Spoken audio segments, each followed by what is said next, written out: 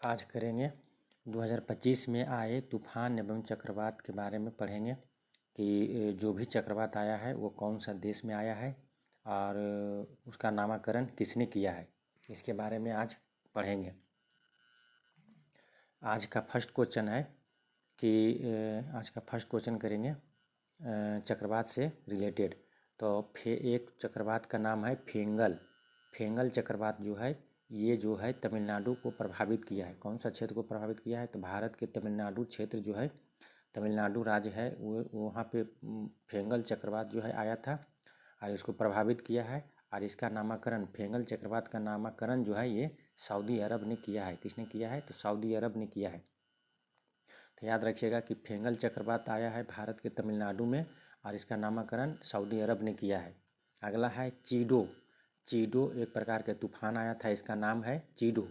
तो इसका ये जो चीडो जो तूफान आया था ये मोजाम्बिक को प्रभावित किया है। मोजाम्बिक को प्रभावित किया, यानी मोजाम्बिक में आया था और इसका नामकरण जो किया था मॉरिशस ने किया था।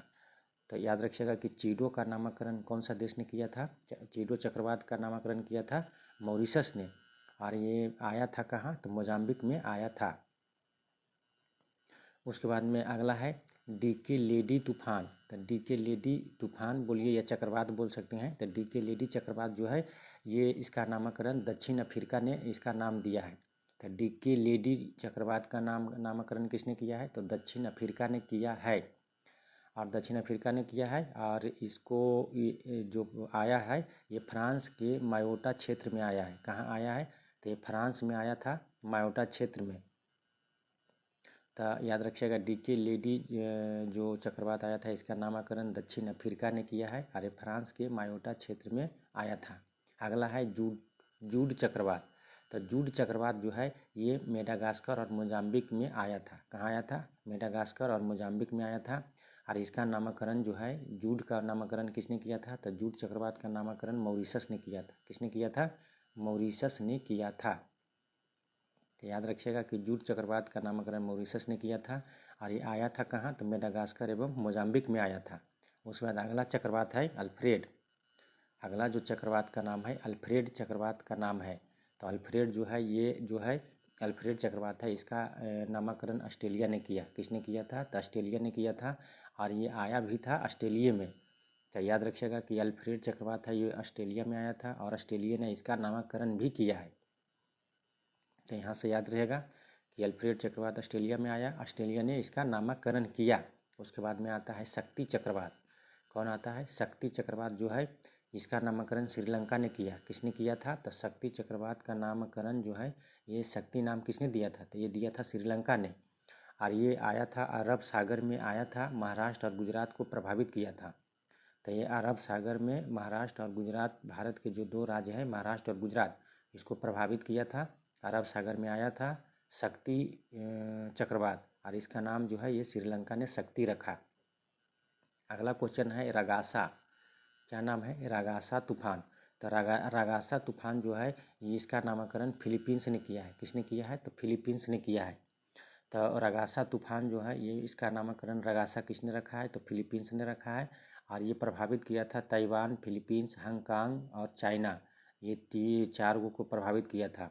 तो इसको याद रख सकते हैं कि रागासा तूफान जो है ये फिलीपींस में आया था और इसका नामकरण भी किसने किया है? तो फिलीपींस ने ही किया है। तो इससे याद रख सकते हैं रागासा फिलीपींस और फिलीपींस ने नाम दिया है। एक था अल्फ्रेड। अल्फ्रेड को ऑस्ट्रेलिया में आया था, ऑस्ट्रेलिया ने नाम दिया था।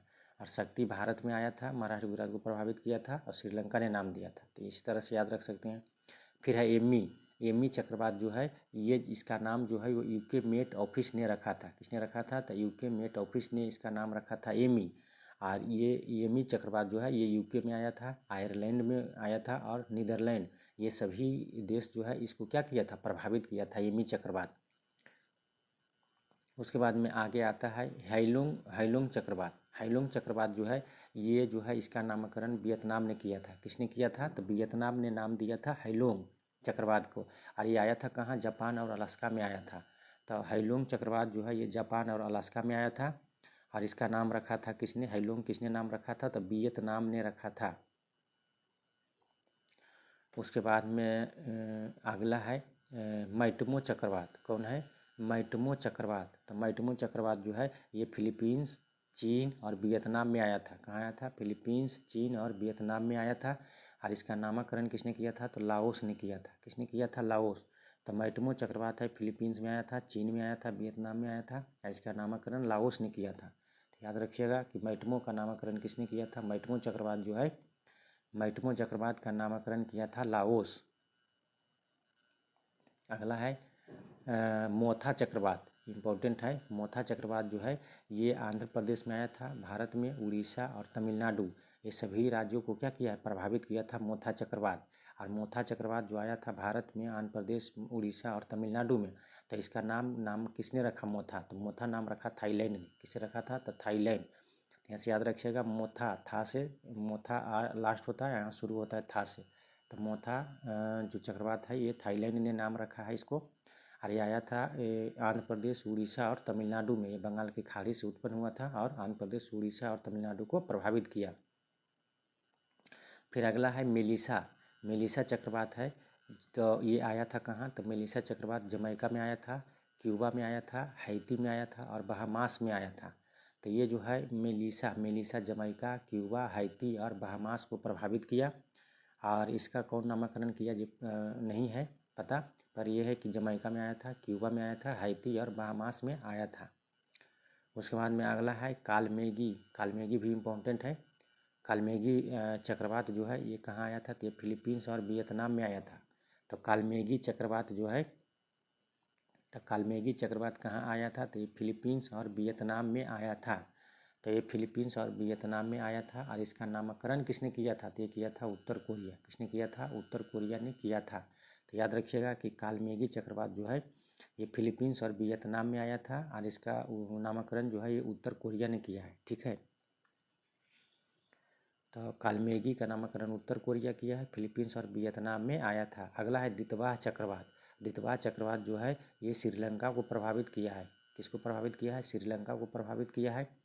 और दितवाह चक्रवात है, इसका नामकरण किसने किया था? तो श्रीलंका को प्रभावित किया है। इसका नामकरण यमन ने किया है। तो दितवाह चक्रवात किसने रखा नाम? तो ये रखा है यमन। ये अभी हाल ही में श्रीलंका में आया था। और ये दितवाह चक्रवात के लिए भारत ने सागर बंधु एक चलाया था ऑपरेशन। सागर बंधु नाम से ऑपरेशन चलाया था श्रीलंका में। तो ये दितवाह चक्रवात आया था श्रीलंका में और इसका नामकरण किसने किया है? तो इसका नामकरण जो है ये यमन ने किया है।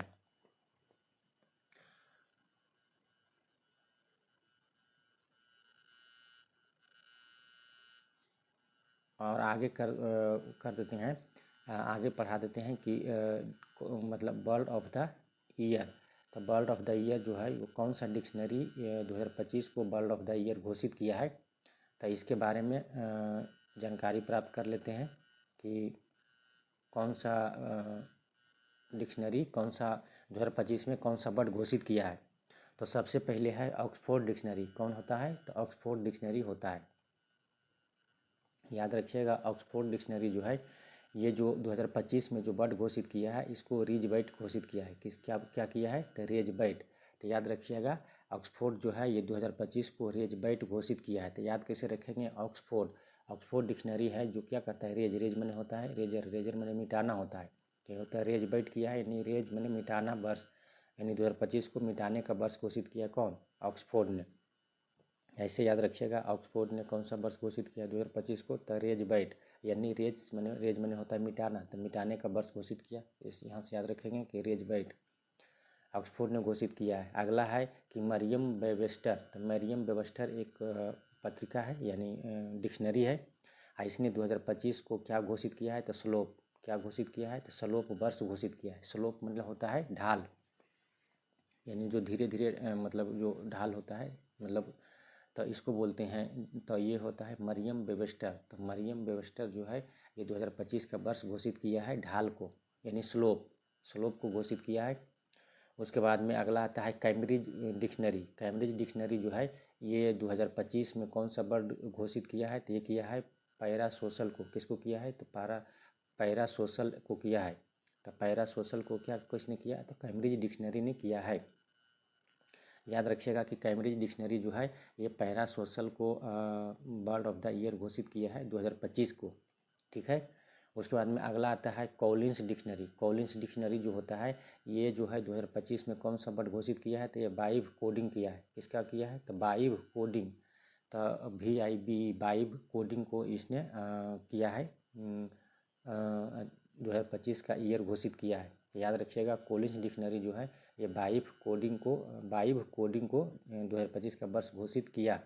अगला है डिक्शनरी.com। तो डिक्शनरी.com जो है ये 2025 में कौन सा वर्ड घोषित किया, तो ये किया है 67। किसको किया है, तो 67 को किया है, 67। तो डिक्शनरी.com जो है ये 67 को वर्ड ऑफ द ईयर घोषित किया है। तो याद रखिएगा, एक बार फिर रिवीजन कर देते हैं। ऑक्सफोर्ड ने क्या किया है, तो रेज बैट किया है, क्योंकि ये मिटाने वाला वर्ष घोषित किया था ऑक्सफोर्ड, तो रेज बैट किया है। मरियम वेबस्टर, तो मरियम वेबस्टर जो है ये क्या चीज़ घोषित किया है, तो ये स्लोप को घोषित किया है। उसके बाद कैम्ब्रिज डिक्शनरी जो है ये क्या चीज़ घोषित किया है, तो ये पैरासोशल को घोषित किया है। उसके बाद अगला है कॉलिंस डिक्शनरी है। कॉलिंस डिक्शनरी है जो 2025 में वाइब कोडिंग को वर्ड्स ऑफ द ईयर घोषित किया है। उसके बाद में होता है वर्ड ऑफ द ईयर। उसके बाद में है डिक्शनरी.com। डिक्शनरी.com जो है ये वर्ड ऑफ द ईयर घोषित किया है 67 को। याद रखिएगा। आज का करेंट अफेयर समाप्त हुआ। आप लोग लाइक सब्सक्राइब कीजिएगा। जय हिंद, जय भारत।